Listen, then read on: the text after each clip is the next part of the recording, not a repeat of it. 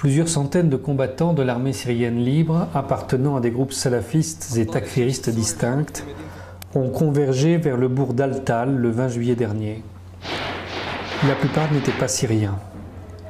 Quelques habitants, favorables à la démocratie, les ont accueillis, pensant partager les mêmes objectifs.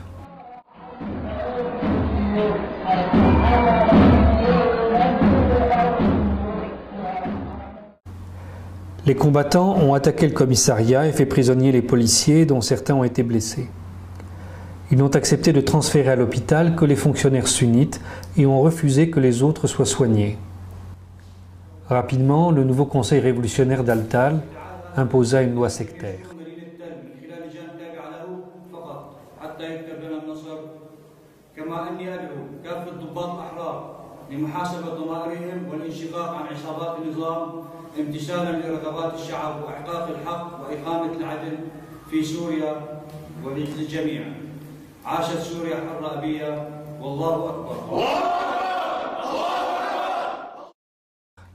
La population fuyait la ville, à commencer par les gens qui avaient accueilli l'ASL en rêvant aux promesses occidentales. Les combattants prirent en otage une trentaine de civils, y compris une équipe de télévision d'Al-Ikhbariya accourue sur les lieux, puis ils se retranchèrent dans le bourg. Les otages furent dispersés dans des bâtiments différents et déplacés chaque jour. Alors que les combattants espéraient créer sur place un émirat islamique, le conseil révolutionnaire, commandé par un déserteur syrien, fut informé d'une attaque imminente de l'armée nationale. Dans une vidéo, il menaça de tuer les journalistes et exigea la levée des barrages autour du bourg pour pouvoir fuir. Ne parvenant pas à obtenir satisfaction, il reçut l'ordre par téléphone satellite de déplacer sa troupe vers une autre localité. Dans la nuit du 15 au 16 août, 500 à 700 hommes, emmenant avec eux leurs otages les plus précieux, sortirent en file indienne à travers la campagne. Lorsque soudain, plusieurs fusées éclairantes illuminèrent le ciel, permettant à l'armée nationale d'ouvrir le feu et d'éliminer plus de 200 djihadistes en quelques minutes. Yara Saleh, journaliste d'Al-Ikhbariya détenu depuis 6 jours, eut le réflexe de se jeter à terre pour se protéger. Les autres otages restés emprisonnés dans le bourg furent retrouvés au matin et libérés.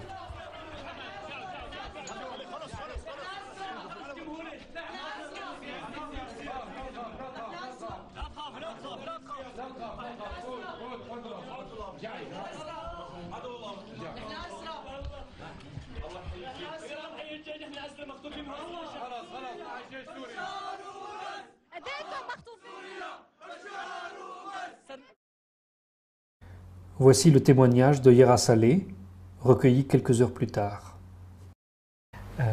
Yara, how they abduct you with your TV team?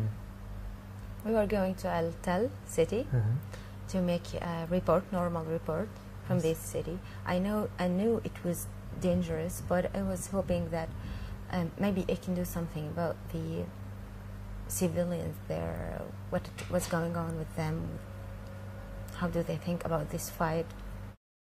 These armed people, what did they do to them? Because I've been in such places for many times, and I know that the situation that is important for me as a journalist is what's about the civilians there. First, I noticed that there are no civilians in this city. Just maybe I saw 7 at the entrance of the city, only 7. And all the other were fighters?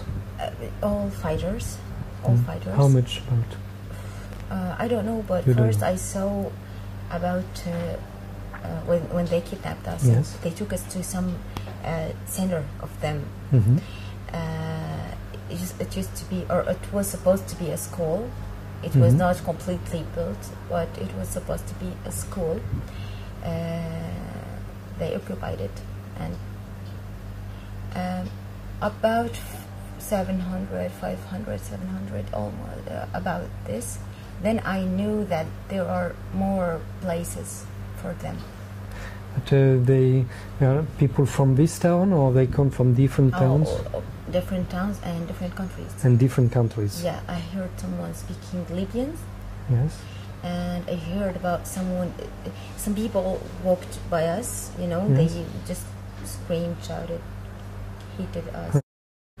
And one of them, when they left, one of the people around me were talking about Saudi person between yes, them. yes. I did not notice him because all the same, without mustache. Yes. Just with beard. Just yes. yeah. And like Salafists. Yeah, like Salafists. One of them actually, his name was Salafi. Yes. His name and his group was the Salafi group. Okay. They have all of them had guns, Kalashnikovs, Extra, BKC. I don't know the names of the guns, but they told me. They told me about it. They interrupted the car when we entered the city. They interrupted the car. They locked the door for some civilians.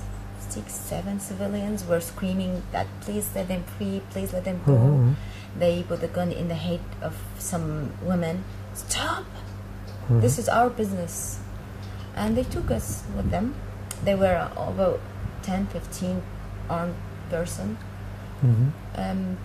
First they took us out of the car. They hit us. They slapped me on the face. And I was on the ground, and they tied the hands of my friends. They did not do anything to me because I'm a woman without hijab.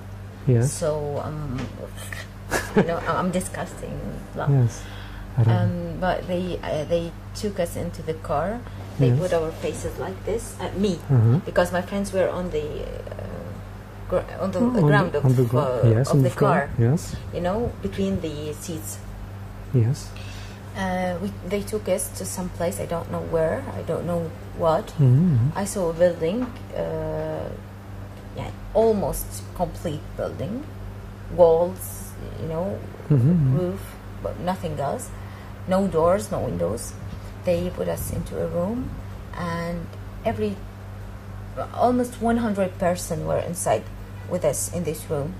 I don't know, 50 or 70, 75, I don't know you about this. You mean all the fighters? No, the fighters, the fighters. Yes. Almost 75 or 50, I don't know the number, but all of them were hitting my friends, screaming in my face, spilling in my face, you know, saying bad words. Where are you from? My religions, all. The first question: where are you from? What's your religion? Do you support Bashar al-Assad? Do you support the government? All the questions were about this.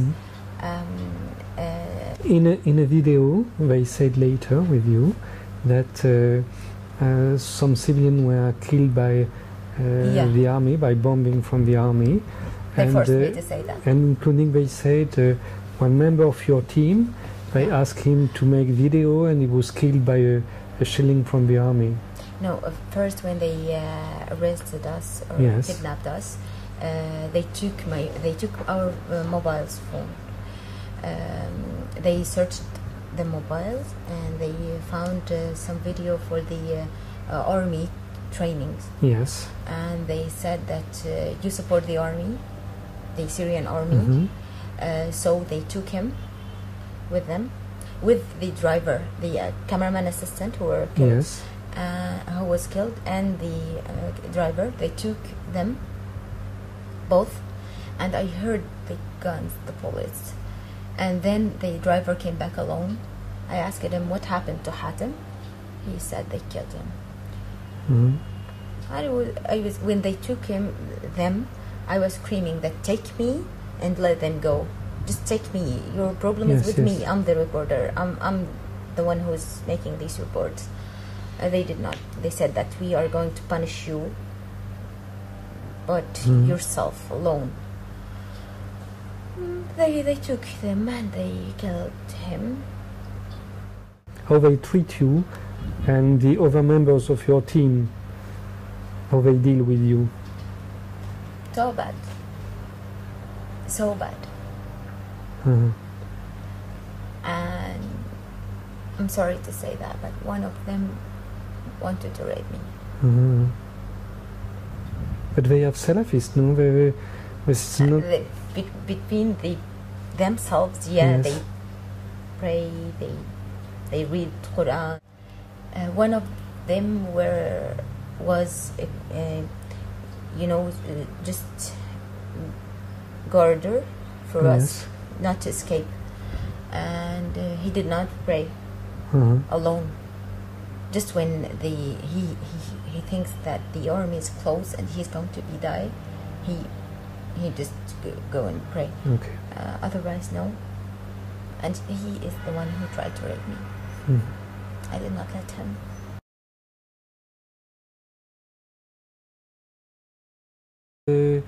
In the text they read, they said also that they demand to the government to withdraw the checkpoints so that the people of the town could enter inside the town. The conditions. Yes. What does that mean, in fact? In fact, that means they wanted to have more weapons because they were out of weapons in yes. some time. So they were waiting another group. Yeah. They had contacts with outside. They have satellite internet. They have satellite internet, yeah, so they have satellite mobile also. I think yes, so. I think, but not the places they put us into, because we were in this room, very small rooms in most places. They received some instruction from outside, including the text they read on the video. Did you know who gives them the orders? They said something about the consul. I don't know what consul. Consul? Yeah, but outside. He said I spoke to a person, but not the real names. Yes. They say names like, for example, Abu Muawiyah. Don't know who is it. Yes, yes. But in Saudi, he said that I spoke to my friends in Qatar. They said that I spoke to Turkey. They said that a lot of things. We heard it on the machine, the yes. Tokyo Walkie. I don't know. We heard a lot of names, a lot of things. Okay. And why did you wear this veil during the video?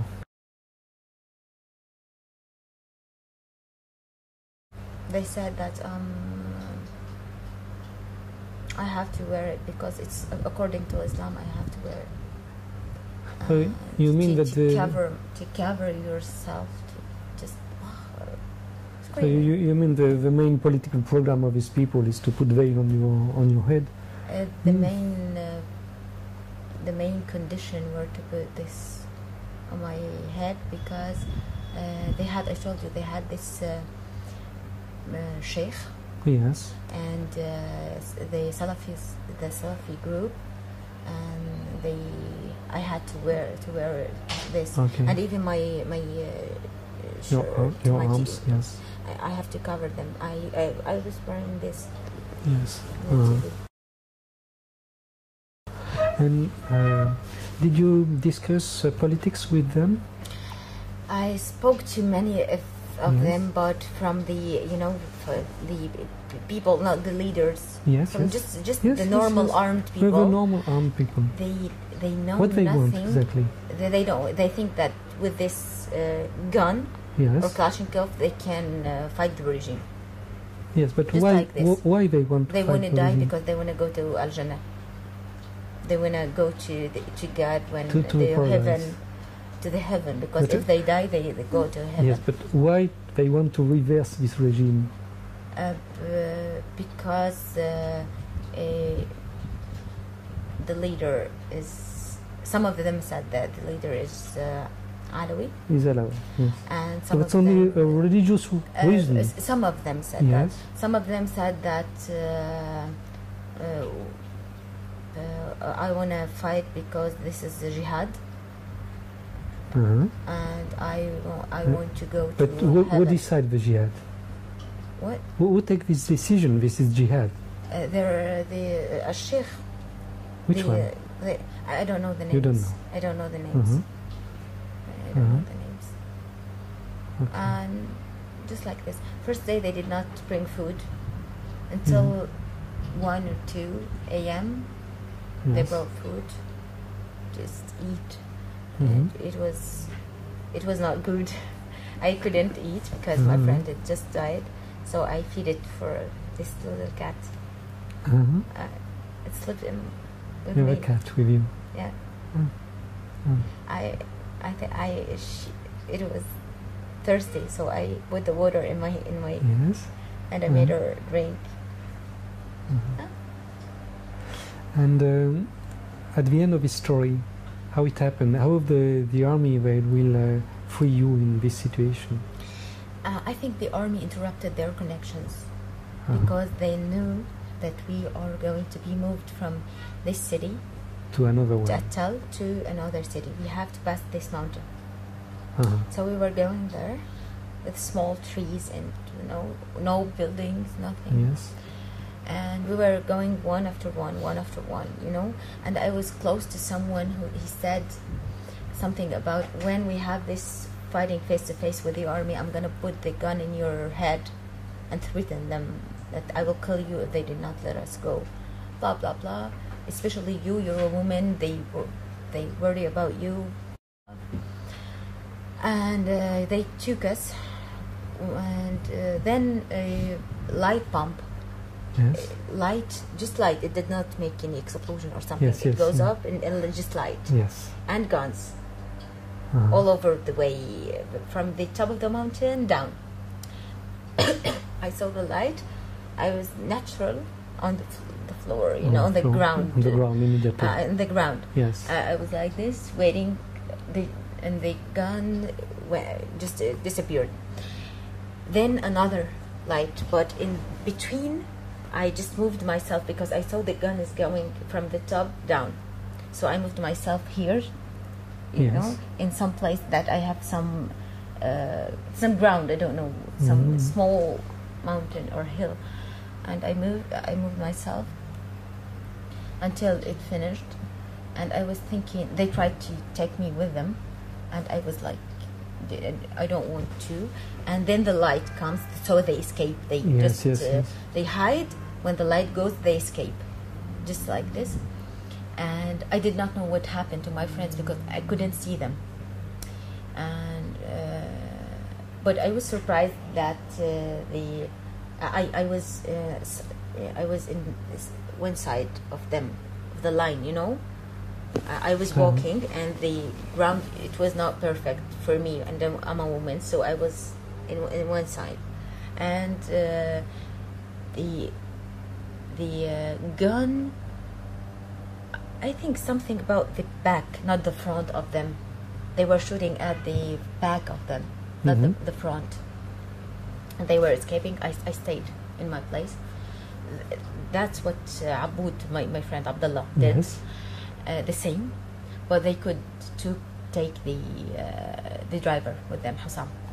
So I stayed in my place for like 20 minutes, and everything stopped, no voices. So I started screaming that I knew it's Syrian Army. Yes. I started screaming that I'm Syrian News. Al-Ikhbariya, Syria. And they said, Yara, we knew it, that you were there. Just come here. We're sorry for all dangerous, but we had to set you free.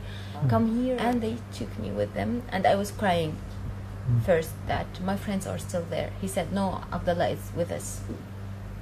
Okay.